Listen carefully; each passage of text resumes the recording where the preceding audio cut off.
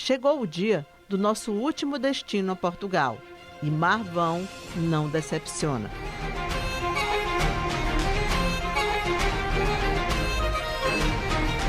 A aldeia alentejana fica no alto da Serra de São Mamede. Ruas estreitas, casas pequenas, pouco mais de 500 pessoas vivem aqui. O artesanato é uma das atividades da região, um ofício que o Mário aprendeu com a família. O material é madeira de castanheiro, bravo, e estou a labrar madeira, a preparar madeira para fazer as cestas. Nossa região é muito rica do ponto de vista de grandes extensões de sotos e castiçais, cujo fruto é a castanha boa, comestível, e a castanha brava. Com a castanha comestível, outrora, antes da batata, era a castanha que fazia os purés para uma sopa. Temos, por exemplo, o pastel de castanha, que é uma referência de Marvão do ponto de vista da doçaria, e temos também os famosos quadros bordados com a casca da castanha. A igreja de Santa Maria, construída no século XIII, abriga um museu municipal, onde estão expostos um acervo de peças que ajudam a compreender as tradições e a cultura da aldeia. Em meio a peças arqueológicas e imagens de arte sacra, o exemplo curioso da bolinha de sabão que era usada como anticoncepcional. Marvão, dado o seu património riquíssimo, não só arqueológico, arquitetónico e paisagístico, tem um valor inestimável no que diz respeito a património etnográfico, as tradições, os usos e os costumes da nossa gente, da nossa terra. Fundamentalmente do século XIX, aqui costumamos dizer: com um vestido preto eu não me comprometo, e daí que este registro, esta figura, foca precisamente um traje de noiva. Não temos registro científico que nos permita apontar o porquê da noiva vestido preto. Como curiosidade dizemos, coitada, ela não sabia para aquilo que ia. E então, digamos que há aqui uma ilação que é tirada, mas sem fundamento nenhum. O que podemos apontar é que, quanto maior fosse a mantilha, esta mantilha está um pouco associada aos vizinhos espanhóis, e quanto maior ela fosse, mais rica era a pessoa detentora deste mesmo traje. O castelo fica um pouco mais acima. A primeira característica que se observa é que ele foi erguido sobre a pedra da serra. O homem, desde a pré-história, em que isso fixou. Por isso nós temos uma ocupação pré-histórica muitíssimo densa, muitíssimo concentrada, sempre ao lado do rio. As comunidades estabeleceram-se aí, mas precisavam de sítios de refúgio. Na Idade do Ferro, constrói-se aqui a primeira fortificação. Logo na Idade do Ferro, imediatamente antes da chegada dos romanos. Quando os romanos chegam, esta zona é ocupada por eles e toda a população que aqui estava tem obrigada a ir para a cidade da Amaia trabalhar para os romanos. O monumento faz homenagem a Ibn Marwan, líder muçulmano responsável pela construção. Ibn Marwan, um indígena da Península Ibérica, que se converte ao Islão, vai criar um Estado autónomo que começa na zona de Badajoz, passa por Marvão, vai até Coimbra, e aqui neste sítio vai criar uma fortificação e uma cisterna, no século IX. Ele chamava-se Ibn Marwan al-Jiliki. É do Ibn Marwan que nasce a palavra Marvão.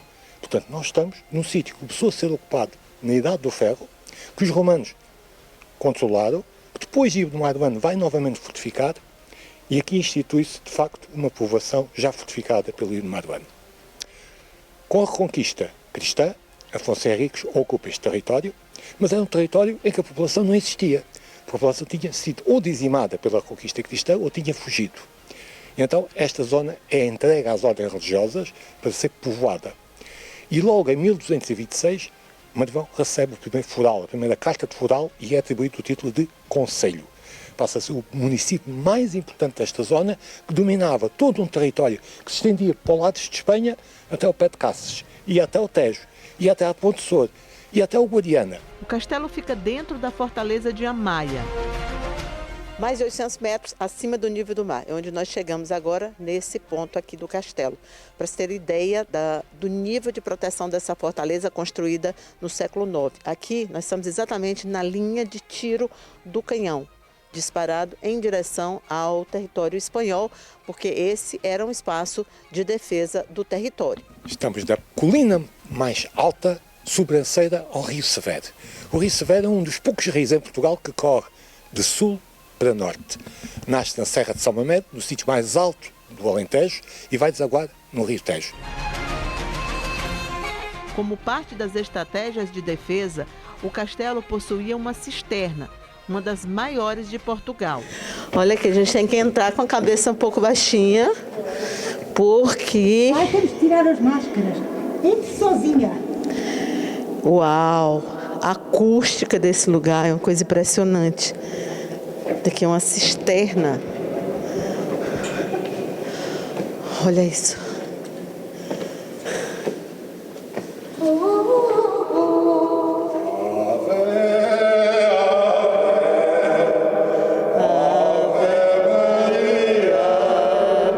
Com 10 metros de altura, era capaz de acumular água por 6 meses, sem que os moradores precisassem deixar a fortaleza.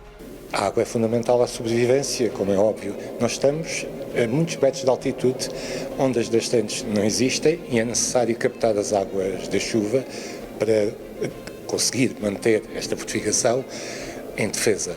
Por isso, quem desenvolve a estrutura fortificada de Marvão teve que pensar na captação das águas.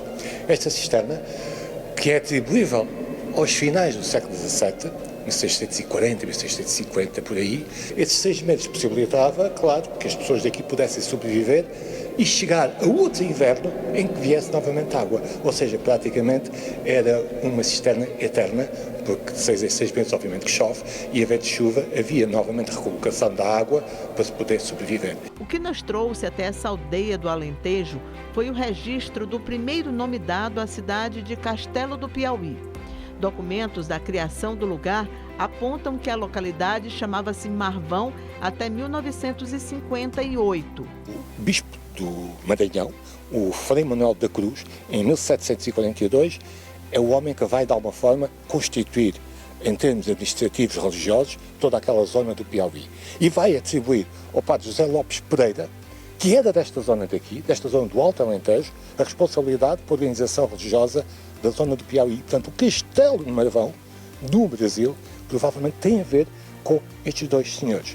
Um estudou em Coimbra, o bispo estudou em Coimbra, mas era desta zona, e o padre é daqui desta zona. Portanto, desta zona do Alentejo, que vai batizar, já do século XVIII, bem entendido, em meados do século XVIII, quando o reinado de Dom José, sobretudo o reinado de Dom José de Portugal, bem entendido, vão colonizar, passa a expressão, vão ocupar, vão levar a fé de Cristo, se se possa entender, para aquela zona, e vão criar toda essa zona com gentes também daqui que vão juntar-se com as pessoas que lá já viviam. A motivação para a escolha do nome para a cidade piauiense pode ter sido a semelhança entre a pedra do castelo e a fortaleza de Marvão. Conseguirá perceber que a configuração estrutural desta fortificação de Marvão aqui em Portugal tem o mesmo desenho, a mesma planificação daquelas formações rochosas naturais, bem entendido, da zona do Piauí. Por isso, quando no século XVIII se dá aquela ocupação daquela zona, com gente daqui foram batizar aquela zona de Marvão pelas semelhanças físicas que existem aqui com as de lá. Foi gente daqui que foi ocupar aquele território. Mas também é muito interessante verificar que a tradição da ocupação do espaço manteve-se também idêntica.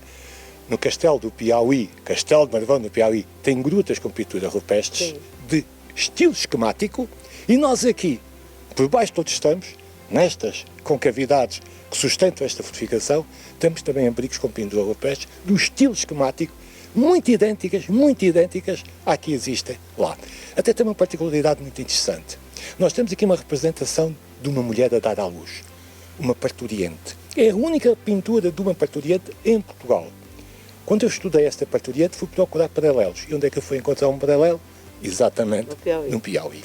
Ou seja, há todo um conjunto de elementos históricos e características artísticas que fazem a fusão de gentes daqui com as gentes de lá. Por isso é que há naturalmente uma germinação entre os dois povos. Desde 2004, pesquisadores piauienses e portugueses estudam as semelhanças que existem entre os dois lugares.